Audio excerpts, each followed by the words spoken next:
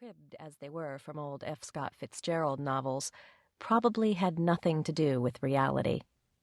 Nevertheless, around the corner or across the country, college was a chance for reinvention.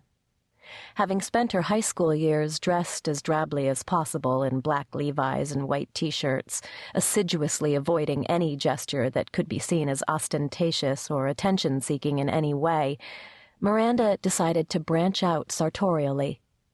New clothes, new life, new Miranda. But the last people she wanted to admit this to were her family. Really? Her father's face lit up. I thought you said freshman orientation is for losers. I did, Miranda nodded, but then I realized it was wrong to be such a snob. Pride went before, ambition follows him. Miranda smiled at her father. It was a game they had played since childhood. He'd quote a play, and she would have to guess which one. Helen, who found Shakespeare impenetrable and had the built-in disadvantage of being 16 months younger, refused to play. Early on, Darius had chosen the easiest, most identifiable quotes. A rose by any other name, to be or not to be, hark, what light from yonder window, etc., but lately they had gotten much harder. A Henry? Miranda guessed, blindly. Which one? The fifth? She had no idea. Darius sighed. The second. Sophia scowled at her husband. Artistic daughter of a Greek restaurant owner in Pittsburgh, secret smoker of cigarettes, and head of membership at a prestigious local art museum, Sophia was resigned to a husband who used his photographic memory to seduce people. It was when he used it on their children that she seethed. More than anyone, she understood its allure. In college, she had begged him to recite long passages from the pastoral comedies as she lay on his naked chest, tracing invisible patterns on his skin as love fireworks exploded in her brain for her husband-to-be, son of an Irish stonemason, lover of poetry, possessor of a head of hair as black and lustrous as an oil slick, and the first man to see her completely naked.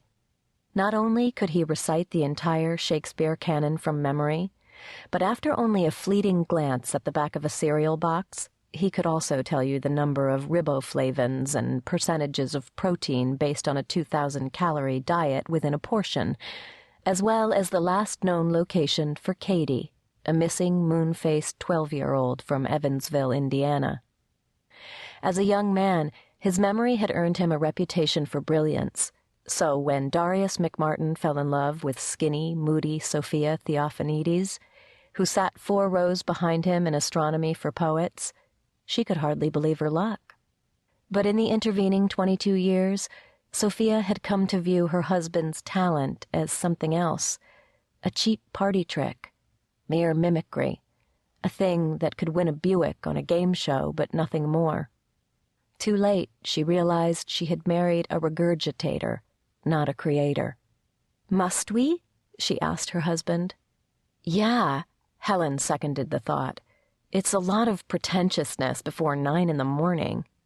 What early tongue so sweet saluteth me? Dad. Okay, honey. Tell us why you need the car.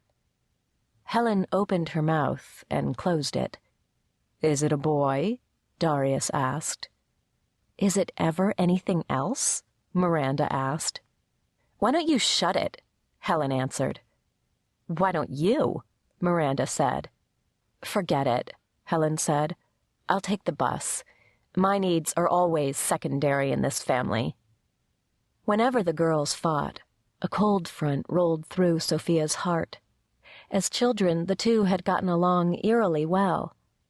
Dolls, books, toys, everything was cheerfully interchangeable, as if Miranda and Helen had created a utopian society free of jealousy or envy. When other parents complained about the violent bickering between their children, Sophia wondered if hers were even normal.